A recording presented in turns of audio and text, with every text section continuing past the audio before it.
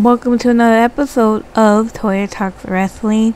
In today's episode, we're going to talk about Smackdown October 25th, 2024. So, it's actually pretty good, actually. We're going to talk about a few things.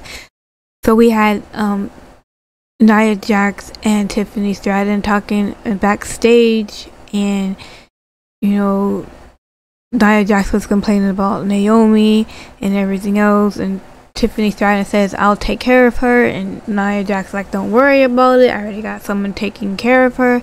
And here comes Candice LeRae and Indy Hartwell and stuff like that. So it looks like the seeds are being planted, or I should say the seeds are being taken out of this friendship between Nia Jax and Tiffany Stratton.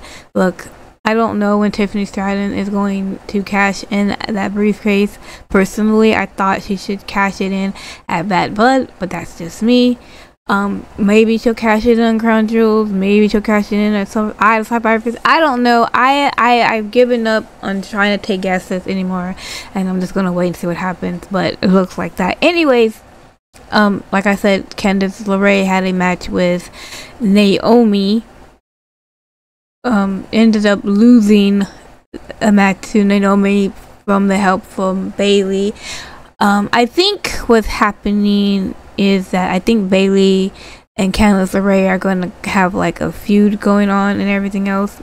I remember watching Cody Rhodes's segment TV, like not TV show, but a segment on WWE. It's called What You Want to Talk About, and they basically drink like weekly vodka and they talk about things and stuff like that. And Cody Rhodes had asked Bayley, you know, and the roster, who do you think was gonna be the big star?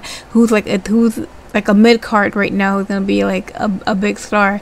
And she was like, I think Candice LeRae is gonna be a big star, and if I can help her in any way possible to get to that level, I would love to. So I would love to see, you know, Bayley put over Candice LeRae, because like, don't sleep on Candice LeRae. Candice LeRae is freaking awesome. Like, look at her in her NXT days and everything else like that. She's amazing. Don't sleep on her. So if Bayley is giving Candice LeRae this push, I'm all for it. You know what I'm saying? Like, I can't wait. I want to see Candice LeRae more, because I think she's just amazing as a wrestler. But yeah, but that's that. Another thing that happened, they had a match between Andrade and Carmelo Hayes. This was like the 7th match out of like the best of 7, even though there was no like official announcement. There was a best 7. They've been fighting like off and on every day, off and on SmackDown. They had a special guest referee with LA Knight. The match ended up with LA Knight pretty much just BFT in both of them, and just saying that it doesn't matter which one do you think wins, I am still the United States champion and everything else. And, you know, goes backstage and he sees Nick Aldis, and Nick Aldis is like, what the hell was that? And he's like, what? And he's like, you know what, doesn't even matter. I tell you what, since you want to be like a smart ass or whatever, you're gonna now defend your title at Crown Jewels in a triple threat match between you, Andrade, and Carmelo Hayes. Which, by the way, it's the first time that LA Knight defended his title on a PLE since he got the darn title at SummerSlam. It's like, what the hell? You know, like, what's taking so long? Sure, whatever, I guess, right? So then we have the #1 contender spot for the tag team titles. You had the DIY versus the Motor City Machine Guns. Motor City Machine Guns wins the title. It looks like they might be doing some kind of a DIY split. A lot of people are like, man, Black and Gold days when Ciampa was like a great heel and he attacked Gargano and everything else. I mean, don't get me wrong. I think that that was amazing. and stuff like that, and Ciampa being the heel, and Gargano being the crazy ass baby face and everything else, and that feud was fucking amazing. Flip the script a little bit and have, you know, Gargano be the heel and Ciampa be the baby face. Maybe, I don't know, we'll see what happens, but I mean, either way it works out for me. I don't mind. So anyway, let's go back to the Motor City Machine Guns. So the Motor City Machine Guns wins, right? And then here comes the Bloodline, and they come in, they're like introducing themselves to the, you know, the number one contenders and everything else like that.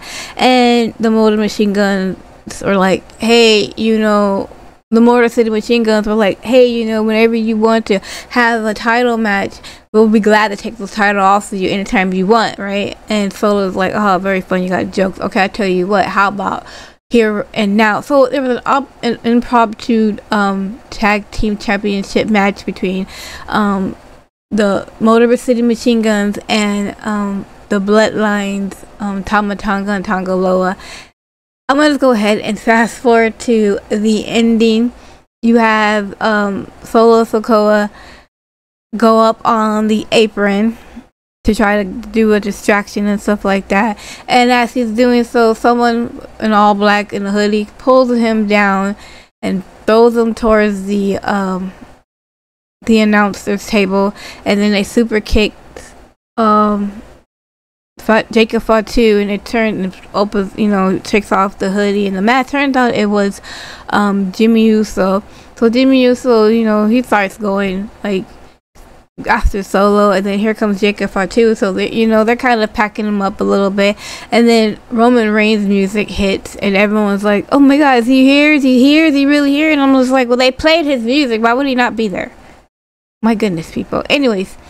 So then, you know, Solo, he's coming from the stage and he's coming down the ramp, and Solo is like, Jacob was about to go after him, and, you know, Jacob gets a Superman punch, and then Solo, you know, gets it get a little flicks, and then here comes Jimmy, and so you have Jimmy and Solo and Jacob and Roman Reigns all fighting up the stage in the backstage area, whatever like that. So now it's basically a fair fight, right? You got 2-on-2, right? So at one point, you know, one of the, I think it was Tama Tonga or Tonga Loa, I can't remember which one, put the ref in front of them, so the ref gets knocked out, obviously. And once the ref gets knocked out, you know, here comes Tonga Loa goes, and he grabs a couple of chairs, and you have Tama Tonga in the ring and everything else. As he's getting a couple of chairs, you see like another dude in all black with a hoodie. I mean, you can totally tell who it was. I mean, you knew who it was, right? You can totally tell. Even if you didn't know, right? You can tell by the eyes. Like, you can totally tell by the eyes, right? I mean, even Michael Cole's like, I know who it is, it's by the eyes, right? So then he gives Tonga Loa a super kick.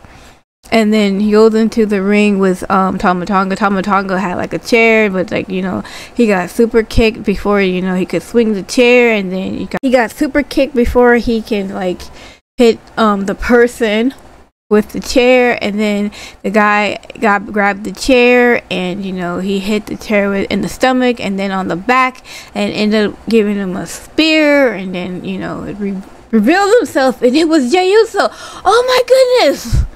Would have never thought that it would have been Jey Uso. My goodness. Anyway, so Jey Uso, you know, he leaves the ring, and here comes the Motor City Machine Guns, and, you know, they get the win, and they are your new WWE Tag Team Champions.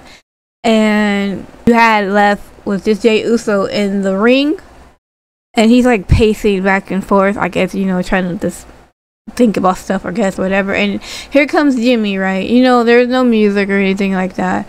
Jimmy comes in, and he's walking slowly towards the ring and stuff like that. And he's like standing on the apron, and he's getting in the ring, and they're looking at each other, you know, and it's like, what's going to happen, right? You know, the crowd is like, come on, like, oos, oos, oos, oos, oos, oos, oos, oos, right? You know, and then eventually, you know, Jimmy goes in for the hug, and then Jay hugs him back, and everyone's like cheering and crying. We're like, oh yeah, finally, we're having this great moment and everything else. And I'm just like, yes, the Usos are back, baby. Like, the Usos are back, baby. I'm loving this right now. And then you see Roman Reigns on the stage looking at both of them, and they look at him, and you know, that's how the show ended and everything else. So it's kind of like, well, what do we go from here, right? How do we get Jay and Roman pretty much on the same page, or at least in the same book? I don't know about the same page, but let's get them in the same book, right? I don't know, but the next 4 weeks till the next couple of weeks until Survivor Series should be interesting, to say the least. And I don't even know if who's the fourth person going to be. Is it going to be Sami Zayn, the honorary Uso? I have no idea. Maybe, you know, they kick out Solo from the other one, because like I said on Monday, when Solo helped Jay Uso, Jacob Fatu had to kind of look like, why are you helping him and stuff like that, whatever, you know what I mean? So it's kind of like, I don't really know what's going to happen. Maybe I don't know what's going to happen, but right now we need to focus on how we're going to get Jay and Roman Reigns together. Also, we need to figure out, why is Jay Uso all of a sudden helping his brother? Or maybe is he helping his brother? Is he getting this, or he just doing this for revenge because they cost him his, Intercontinental Championship match? I don't know, but it's interesting, and I'm all for it. Like, I'm interested to see what's going to happen in the next few weeks. So, the last thing that I want to talk about is Randy Orton calling out Kevin Owens, and also about Cody Rhodes, which is going to be sliced in. So, Randy Orton actually started the show by calling out Kevin Owens, saying that he was trying to get a match with Kevin Owens and stuff like that, and Kevin Owens is not, around and everything else. And he said, Randy Orton was like, I went to Nick Aldis, and Nick Aldis said it was above his pay grade. So I'm just like, I guess that just means one thing, that I only have to talk to one person, and I'm going to go ahead and call that person to the ring right now, and please don't play with me, just come to the ring. And he calls out Triple H, and Triple H music hits, and the crowd goes wild. Of course, obviously, it's Triple H. Who doesn't love Triple H? He's fucking awesome. And Triple H comes in, and he's like, Randy Orton is basically like, look, I know you're trying to protect Kevin Owens. I know he's like, your golden child or something like that, and everything else, and you're trying to protect him and everything like that, but you can't protect him. I want a match with him and everything else. And Triple H was like, no, I don't think it's a good idea, and everything else. He says, you're trying to protect him. It's like, I'm not trying to protect him. It's like, you're trying to protect him. I'm not trying to protect him. And he's like, well, why can't I have a match with him? He's like, you just don't get it, do you? And he's like, no, I don't get it. Why are you trying to protect him? He's like, I am not protecting Kevin Owens. I am protecting you from Kevin Owens. Right? And the crowd was like, ooh. And he's like, you don't understand. Kevin Owens is the type of person that, normally he don't have many friends. He's a business person. When he first came into the company, he wanted to be known a prize fighter, right? He wanted to be known as the prize fighter because he's all business. He never has any friends. I mean, look what he did to Sami Zayn. That's not what he said, but you don't have that many friends, right? But for some reason or another, for whatever reason, he sees, like, he liked you and he liked Cody Rhodes, and he felt like you both pretty much betrayed him, and because of this, his mind has gone and he snapped, and I don't know what he's going to do to you. And basically he was like saying, like, you were out for 18 months, right? And it wasn't because of, a neck injury or a back injury. You have rods in your back right now. You are like fragile. You cannot wrestle this guy. It's a bad decision. Just forget it. Move on, right? And Randy Orton was basically like, look, I didn't call out Paul Levesque, okay? I called out Triple H, the cerebral assassin, the king of kings. What would he do? He wouldn't give a shit, right? He would just say, hey, I'm going to fight this guy by any means necessary and everything else like that. Right? Just give me the match. Give me the match. And the crowd was like, let them fight, let them fight, let them fight, let them fight. And Triple H is like, I hope you guys know what you're asking for. But okay, you got it. At Crown Jewel, it would be you versus Kevin Owens. And he basically told Randy Orton, from here on in, you need to protect yourself, right? Because I'm not gonna help you. I can't help you. You put yourself in a situation. I really like the fact how they're trying to make Kevin Owens some kind of psychotic psycho, like soon as he sees you, he's gonna come after you like a rabid dog or something like that. I love it. So later on, you had Cody Rhodes and Gunther, and they had their little promos back and forth and everything like that. I really like Gunther's promos because he's such a good promo heel. You know what I mean? He's just great. And he basically called out Cody Rhodes because Cody Rhodes last week said that he had to win the title because of his daughter and everything. He has to do it for his daughter. Like, at the time last week when he said that, I'm like, didn't you already like finish the story? Like, okay, you know, sure, I think that was like a weak excuse and everything else, but like, okay, whatever. Like, I mean, it's for Crown Jewel. It's for a Crown Jewel belt that no one gives a shit about. Like, honestly, nobody fucking cares. So I can see why he has no real compassion in it. But like, still, like, oh sure, like a weak promo last week. But you know, Gunther called him out on it, so you should never brought your daughter in. Because the reason why I'm doing it is because I'm the best. I want to be the best.